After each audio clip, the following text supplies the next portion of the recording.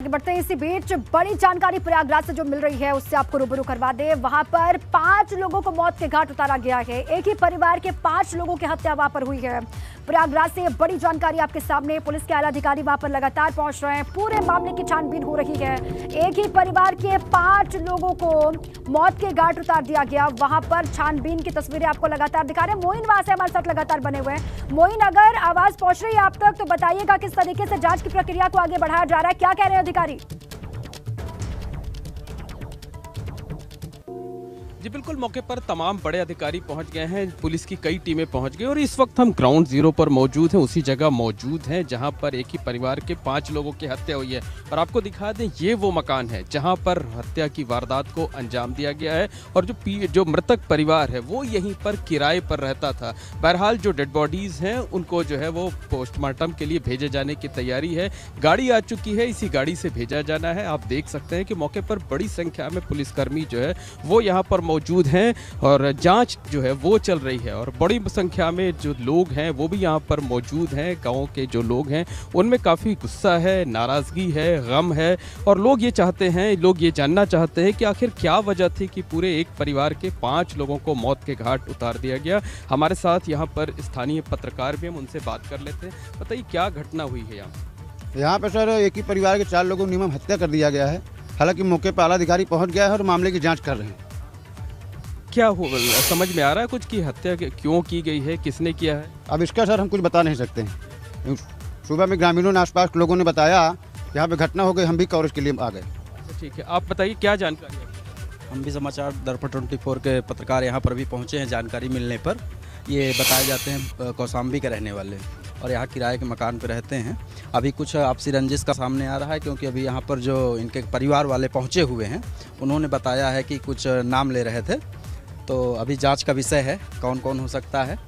हालांकि जो है एसएसपी आ चुके हैं यहाँ पर और एसपी सब आए हैं गंगा पार।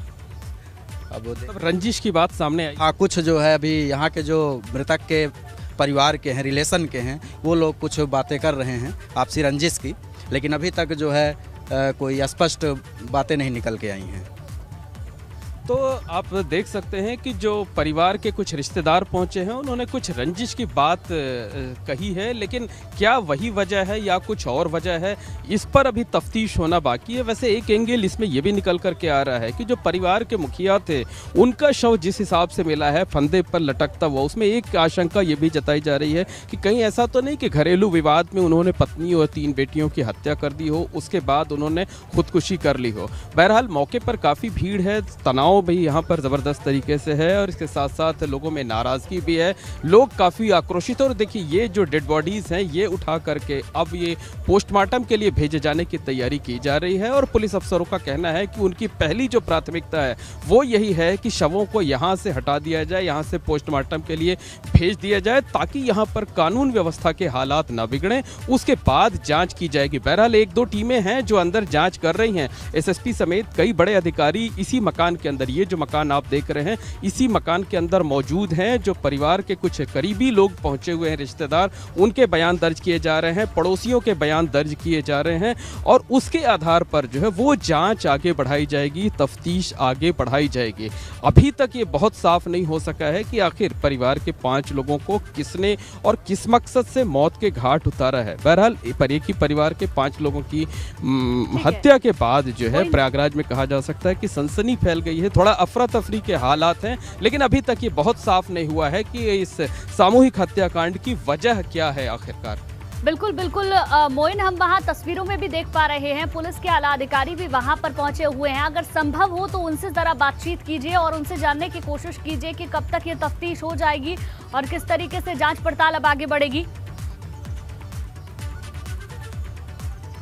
जी बिल्कुल, निश्चित तौर पर कहा जा सकता है कि यहाँ कई बड़े अधिकारी हैं, मौजूद हैं यहाँ पर और वो अंदर जो है जो परिवार के लोग हैं उनसे छानबीन कर रहे हैं, उनसे बातचीत कर रहे हैं, उनसे उनका बयान दर्ज कर रहे हैं। हम कोशिश करते हैं कि किसी बड़े अधिकारी जो गैजेटेड ऑफिसर हो हम उनसे बातचीत कर सकें ताकि वो ये जानकारी दे सकें कि आखिर यहाँ पर घटना क्या हुई है, हत्या की वजह क्या रही है। बहरहाल परिवार के एक महिला हैं जो कि बेसुध हैं, उनसे बात करते हैं, उनसे जानने की कोशिश करते हैं कि आखिर वो क्या कुछ कह रहे हैं।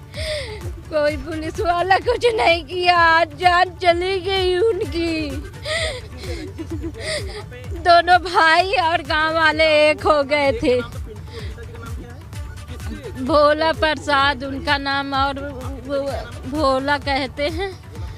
हाँ, और माँ का नाम पार्वती है। साली हैं हम।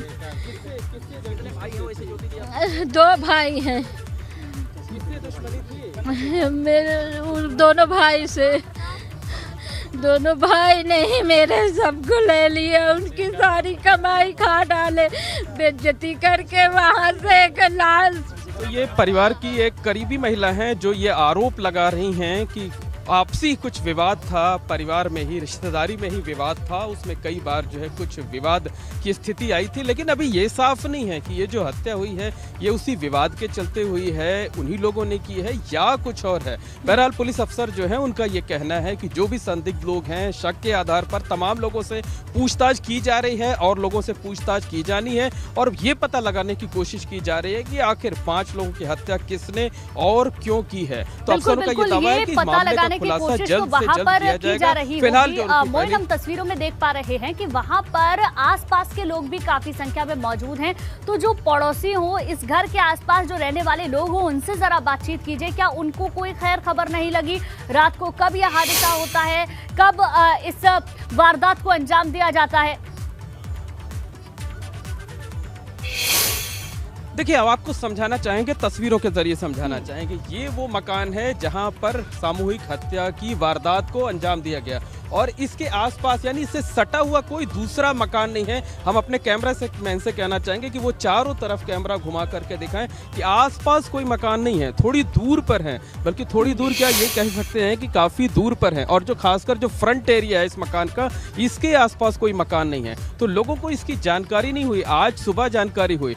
वारदात कब हुई, देर रात हुई, बीच रात हुई, कब हुई, ये भी किसी को कोई जानकारी नहीं। क्योंकि परिवार में सिर्फ 5 लोग रहते थे, 5 लोग मौत के घाट उतारे जा चुके हैं। तो ऐसे में कब घटना हुई, किसने घटना को अंजाम दिया, ये सारी की सारी जो है ये बातें जो है ये जांच का विषय है। और उम्मीद ये जताई जा रही है कि अभी जब 100 चले जाएंगे पोस्टमार्टम के लिए, अधिकारी जो है बयान ले रहे हैं, उसके बाद किसी नतीजे पर पहुंचा जा सकता है। बहरहाल अंदर जांच के चल रही है और मीडिया को अंदर नहीं जाने दिया जा रहा है। अभी जब बड़े अधिकारी निकल करके आएंगे, मीडिया को बयान देंगे, तब वो बता पाने की स्थिति में होंगे कि क्या अंदर से कोई कुछ क्लू मिला है या नहीं मिला है। बहरहाल एसएसपी जो अजय कुमार हैं वो बाहर आ चुके हैं, उनसे बात कर लेते हैं, जानने की कोशिश करते हैं। सर, क्या कुछ क्लू अभी तक? हाँ, क्या लाइव? 1 मिनट। हाँ, बिल्कुल जी बिल्कुल।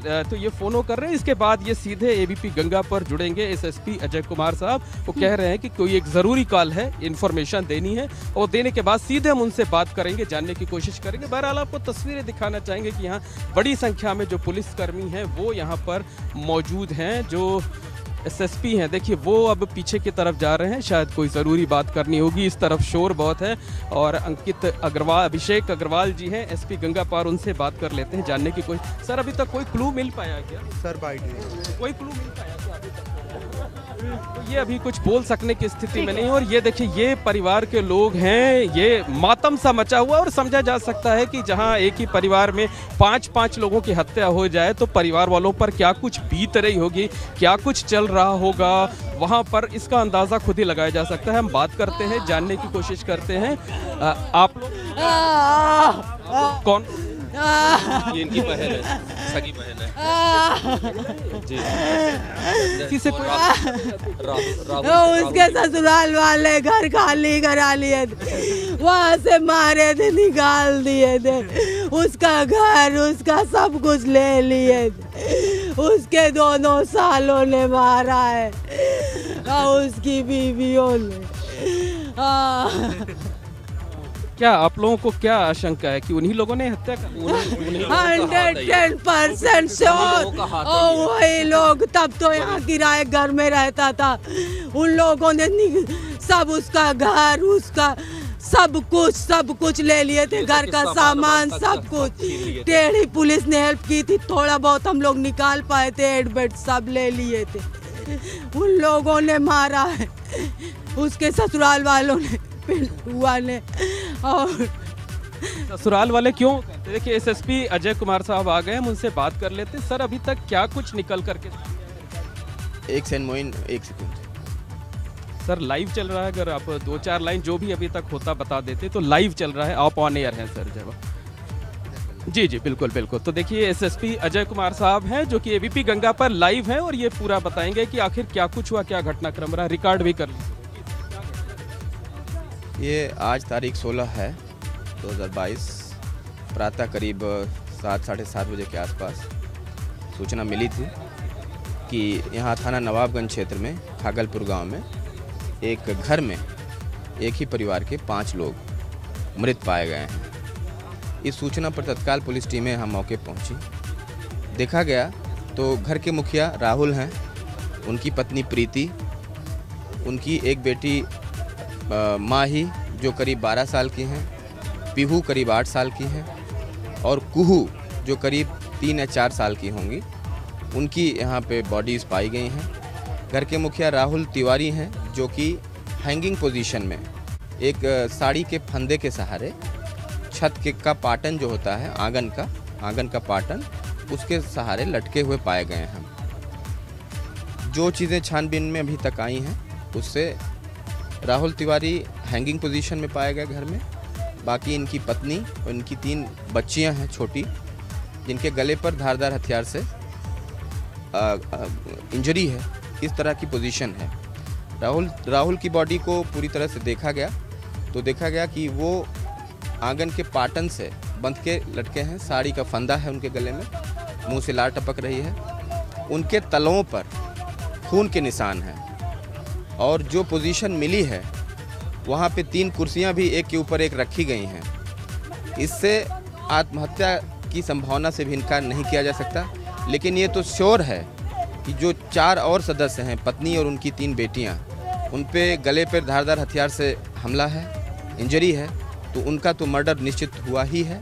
लेकिन यह कृत्य राहुल के द्वारा स्वयं किया गया है या कोई तीसरा व्यक्ति भी आया घर में या कुछ लोग आए, इस पे हमारी जांच अभी चल रही है।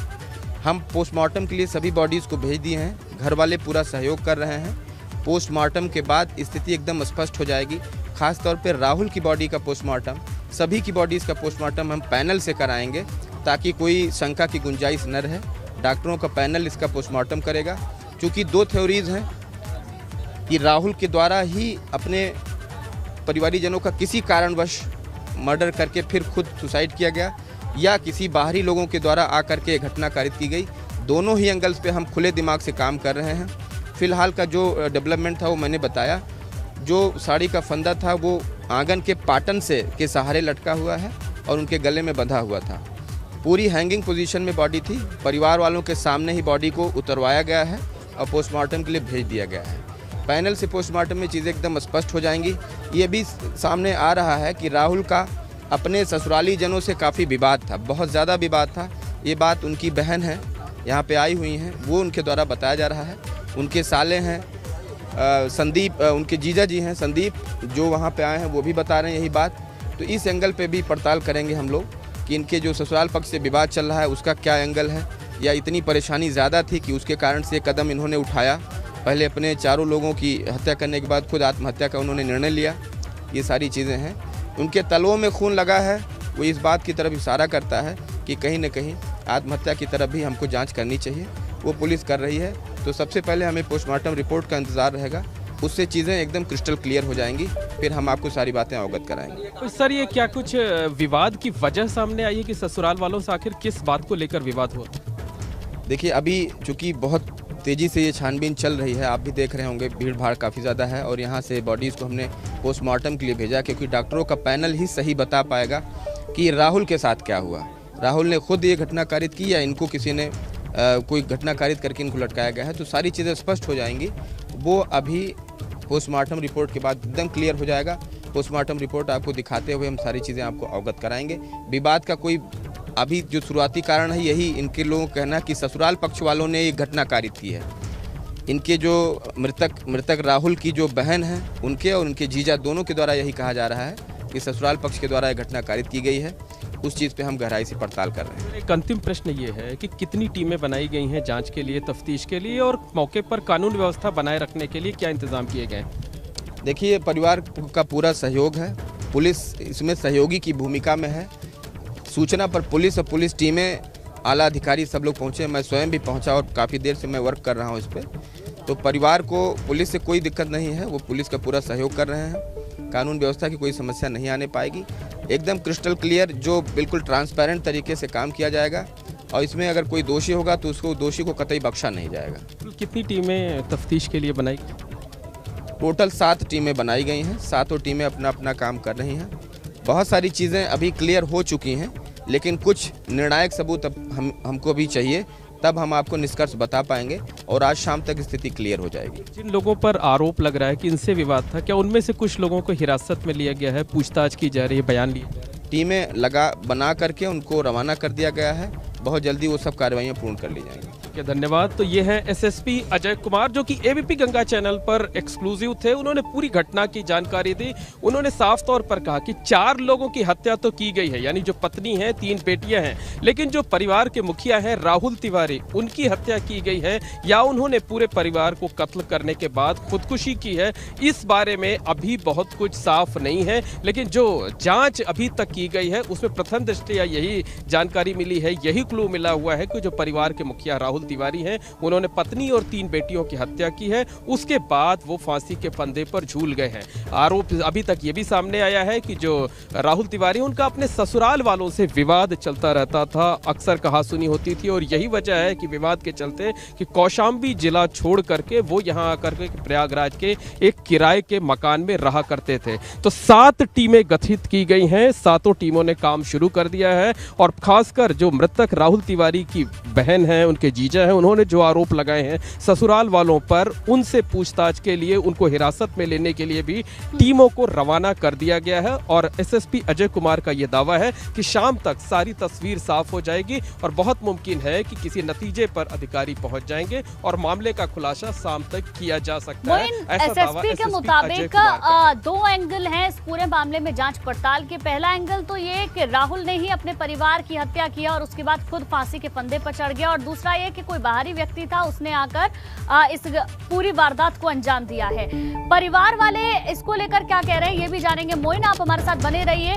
प्रयागराज मामले में योगी आदित्यनाथ ने संज्ञान ले लिया। बड़ी खबर आपको बता रहे हैं, सीएम ने अधिकारियों को जांच के लिए निर्देश दे दिए हैं। ये बड़ी जानकारी आपको बता दें, योगी आदित्यनाथ ने भी इस पूरे मामले को लेकर संज्ञान ले लिया है और अधिकारियों से बातचीत करके जांच के निर्देश दिए गए हैं। मौके पर हमारे संवाददाता मौजूद हैं। दोषियों के खिलाफ कड़ी से कड़ी कार्रवाई के निर्देश दिए गए हैं। वहां उन्होंने एसएसपी से भी बातचीत की है और उनके द्वारा ये जानकारी दी गई है कि 7 टीमों का गठन कर दिया गया है और अलग अलग एंगल से जांच की जा रही है। लेकिन बड़ी खबर यही है, मुख्यमंत्री ने भी इस पूरी घटना का संज्ञान लिया है और दोषियों के खिलाफ कड़ी से कड़ी कार्रवाई करने के निर्देश दिए गए हैं। धारदार हथियार से हत्या की गई है या फिर जो परिवार का मुखिया है, जिसका नाम राहुल बताया जा रहा है, उसने ही अपने परिवार को मौत के मुंह में डाल दिया और उसके बाद वो खुद फांसी के फंदे पर चढ़ गया। इन तमाम सवालों के जवाब तलाशने की कोशिश पुलिस लगातार कर रही है। मोइन लगातार हमारे साथ बने हुए हैं। मोइन, परिवार वाले भी वहां पर मौजूद हैं। जिस तरीके से अभी आप बातचीत भी कर रहे थे, पुलिस का एंगल तो हमने जान लिया। ठीक है मोइन आपके पास लौटेंगे। शैलेश भी हमारे संवाददाता सारा जानकारी के साथ जुड़ गए हैं। शैलेश, इस बड़ी घटना को लेकर अब खुद योगी आदित्यनाथ ने भी संज्ञान ले लिया है और अधिकारियों को निर्देश दे दिए हैं। बिल्कुल, देखिए, मुख्यमंत्री की तरफ से अधिकारियों को निर्देश दिए गए हैं कि वो तत्काल मौके पर न सिर्फ पहुंचे बल्कि निष्पक्षता से जांच करने के बाद दोषियों के खिलाफ कड़ी कार्रवाई होनी चाहिए। और देखिए, कहीं ना कहीं इतने निश्चित हत्या का जो मामला सामने आया है, उसके बाद एक तरफ देखिए लॉ एंड ऑर्डर पर जहाँ सवाल उठ रहा है, तो विपक्ष को भी सत्ता पक्ष पर यानी सरकार पर हमला करने का मौका मिला है, क्योंकि लगातार कानून व्यवस्था की जो बात होती है, उस माहौल में अगर इस तरह से हत्याएं होंगी तो निश्चित रूप से विपक्ष को मौका भी मिलेगा, लॉ एंड ऑर्डर पर सवाल भी उठेंगे। मुख्यमंत्री इस पूरे मामले को लेकर देखिए काफी नाराज भी है। उन्होंने अगर बात करें तो अधिकारियों से पूरी जानकारी के बारे में जो भी अब तक की जानकारी आ चुकी थी वो उनसे दी है अधिकारियों से, और उसके बाद ये कहा है कि निष्पक्षता से जांच होनी चाहिए। कोई भी इसमें जो आरोपी है, जो दोषी पाए जाएंगे, उनके खिलाफ कड़ी कार्रवाई करने में किसी तरह की कोताही न बरती जाए, सख्त से सख्त सजा ताकि उनको दिलाई जा सके। ठीक है शैलेश, बहुत बहुत शुक्रिया आपका जानकारी के लिए। तो प्रयागराज के मामले में खुद मुख्यमंत्री ने भी संज्ञान ले लिया है और अधिकारियों को भी निर्देश दे दिए गए हैं, दोषियों को बख्शा नहीं जाएगा, ये खुद मुख्यमंत्री कह चुके हैं। मोइन मौके पर मौजूद हैं और लगातार एक एक अपडेट, एक एक तस्वीर हमें वहां से दिखा रहे हैं।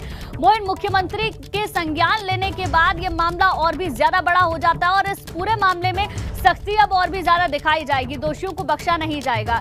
जो पुलिस का कहना है वो हमने सुना, लेकिन परिवार के जो लोग हैं वहां पर जो पहुंचे हुए हैं उनसे भी जरा बातचीत करने की कोशिश कीजिए, क्योंकि एक तरफ से अगर देखें तो परिवार का भी ये कुछ एक घरेलू सा मामला नजर आता है और उसके बाद हो सकता है कि हत्या को अंजाम दिया गया हो।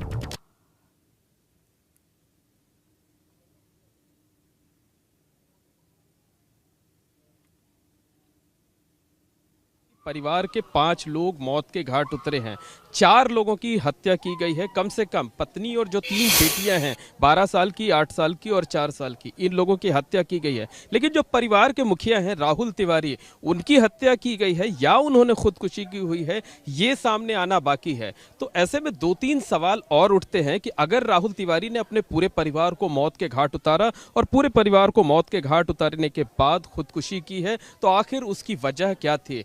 बताया यह जाता है कि उनका अपने ससुराल वालों के साथ विवाद चल रहा था, पिछले काफी दिनों से विवाद चल रहा था और उसी की वजह से वो कौशाम्बी जिला छोड़ करके इसी मकान में आकर के रहते थे, किराए के मकान में यहाँ पर रहा करते थे। तो आखिर वो कौन सी परिस्थितियां थी, कौन से हालात थे जिसके चलते राहुल तिवारी को परिवार की हत्या करनी पड़ी, पत्नी की हत्या करनी पड़ी, 3 मासूम बच्चियों की हत्या करनी पड़ी। और ये जो देखिए परिवार की महिलाएं हैं, राहुल तिवारी की बहन हैं, हम उनसे एक बार फिर से बात करते हैं और जानने की कोशिश करते हैं कि आखिर हुआ क्या था, परिवार से किस बात को लेकर विवाद होता था। ये बताइए, जो राहुल का अपने ससुराल वालों से विवाद था, किस बात को लेकर आखिर विवाद? राहुल 15 साल से अपने ससुराल में रहता था, उसको एक खंडहर घर था, उसका ससुराल का, वो उसका साला किसी और के पास रहता था, उसको उसने बनवाया था, उसमें वो रहता था। वो घर से उसको निकालने के लिए सब कुछ किया इन लोगों ने, हमने घर भी खाली कर दिया, लेकिन उसको खाता कमाता देख के उसके ससुराल वाले खुश नहीं थे, उसको घर छीन लिए, उसका सब कुछ गहना गुड़िया, उसका सामान सब। क्या धमकियां भी, क्या ससुराल वाले धमकी भी देते थे क्या राहुल? वो मारने के लिए धमकी देते थे, वो उसके बड़े पापा के लड़के, उसके बड़े ससुर के लड़के भी। राहुल ने क्या कुछ खतरे की आशंका आप लोगों से जताई थी, क्या कुछ कहा था क्या आप लोग? बहुत बार बताता था कि यहाँ पे पीछा करते हैं, यहाँ तक पीछा करते हैं, बहुत बार महिया बार कमरा बदलता था वो उसने। आप भी बहन है राहुल की? आप भी राहुल की बहन है? मेरे चाचा है, मेरे बाप से वाले। क्या चाहते हैं आप लोग, अब क्या चाहती हैं आप लोग? हम चाहते हैं उसके ससुराल वालों को साजा मिले, फांसी हो, गोली मार दे उसको, उसके सालों को उसको मार दिया जाए।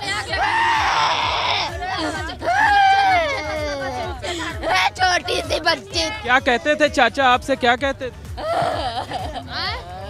ये परिवार के लोग हैं जो बेसुध हैं और समझा जा सकता है कि अगर 5 लोगों को मौत के घाट, 5 लोग अगर मौत का शिकार हुए हैं, 4 लोगों की हत्या की गई है, परिवार के मुखिया ने खुदकुशी की, यानी पूरा परिवार समाप्त हो गया है, तो जो रिश्तेदार हैं उनकी मानसिक स्थिति किस तरीके की होगी इसका अंदाजा लगाया जा सकता है। आप देख सकते हैं कि ये राहुल तिवारी की बहन है, ये राहुल तिवारी की दूसरी बहन है, ये भतीजी हैं और सबका रो रो कर बुरा हाल है, मातम सा माहौल है। और एक बार तस्वीरों के जरिए आपको दिखाना चाहेंगे कि यहाँ पर जो पूरा का पूरा इलाका है, घटना स्थल है, उसे छावनी में तब्दील कर दिया गया है। 7 टीमें गठित की गई हैं इस पूरे मामले में जांच के लिए और कई टीमों को दूसरी जगहों पर रवाना कर दिया गया है। खासकर परिवार के लोग जिन लोगों पर आशंका जता रहे हैं, जिन लोगों पर आरोप लगा रहे हैं, उनको हिरासत में लिए जाने के लिए, उनसे पूछताछ की जाने के लिए टीमें रवाना कर दी गई हैं। कौशाम्बी पुलिस को भी अलर्ट कर दिया गया है यहाँ से, ताकि जिन लोगों पर शक जताया जा रहा है वो फरार न होने पाए, भागने ना पाए उनको हिरासत में ले लिया जाए। तो एसएसपी अजय कुमार का ये दावा है कि 4 लोगों की हत्या कम से कम की गई है, लेकिन जो परिवार के मुखिया उनकी भी हत्या की गई है या उन्होंने खुदकुशी की है, ये जांच में साफ होना बाकी है। पोस्टमार्टम के लिए डेड बॉडीज को भेज दिया गया है और जब रिपोर्ट आएगी तो काफी कुछ साफ हो जाएगा। ठीक है मोइन, आगे बढ़ते हैं। गाजियाबाद के लोनी इलाके में बदमाशों ने युवक को गोली मार दी है। थाना लोनी बॉर्डर क्षेत्र के संगम विहार कॉलोनी में युवक को गोली मारी गई है। युवक की छाती में गोली मारकर बदमाश फरार हो गए हैं। घायल को दिल्ली के गुरु तेग बहादुर अस्पताल में भर्ती कराया गया है। तो ये बड़ी जानकारी आपको दे दें, गाजियाबाद के लोनी इलाके में बदमाशों ने युवक को गोली मार दी है। थाना लोनी बॉर्डर क्षेत्र की संगम विहार कॉलोनी में युवक को गोली मारी गई है। युवक की छाती में गोली लगी है और उसके बाद बदमाश फरार हो गए हैं। बहरहाल पुलिस पूरे मामले की तफ्तीश करने में जुटी हुई है। जो घायल युवक है उसको अस्पताल में भर्ती करा दिया गया है। तो ये बड़ी जानकारी आपको दे दें, गाजियाबाद के लोनी इलाके में बदमाशों ने एक युवक को गोली मारी है, जिसके बाद युवक घायल है, अस्पताल में भर्ती करा दिया गया है। इलाज उसका वहां पर चल रहा है। दूसरी तरफ पुलिस भी बदमाश को तलाशने की कोशिश लगातार कर रही है। थाना लोनी बॉर्डर क्षेत्र के संगम विहार कॉलोनी में युवक को गोली मारी है बदमाशों की ओर से।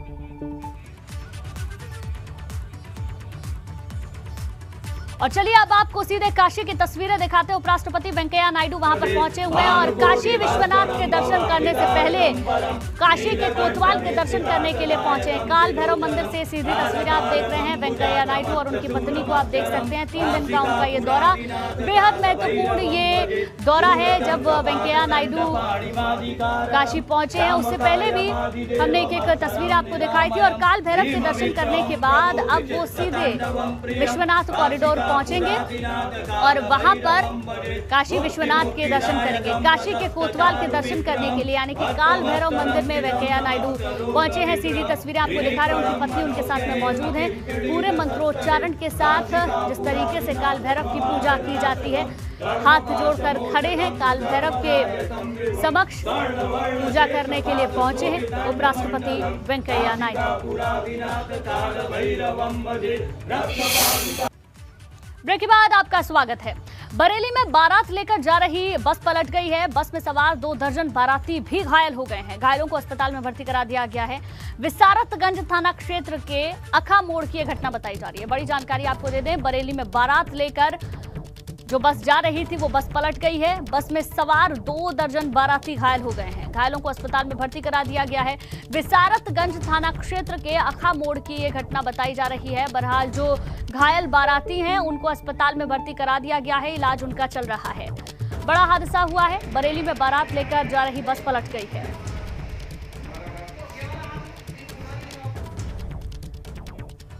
चलिए आगे बढ़ते हैं। पेपर लीक मामले में पत्रकारों की रिहाई की मांग को लेकर आज बलिया बंद है। पेपर लीक मामले में जेल में बंद 3 पत्रकारों की रिहाई की मांग की जा रही है। मांग को लेकर संयुक्त प्रकार संघर्ष मोर्चा ने बलिया बंद का ऐलान किया है। बलिया बंद को लेकर छात्र संगठन, व्यापारी अधिवक्ता संगठन की ओर से बलिया बंद किया गया है। ये बड़ी जानकारी आपको दे दें। पेपर लीक मामले में जिस तरीके से पत्रकारों को गिरफ्तार किया गया, अब उनकी रिहाई की मांग को लेकर आज बलिया बंद किया गया है। 3 पत्रकारों की रिहाई की मांग की जा रही है।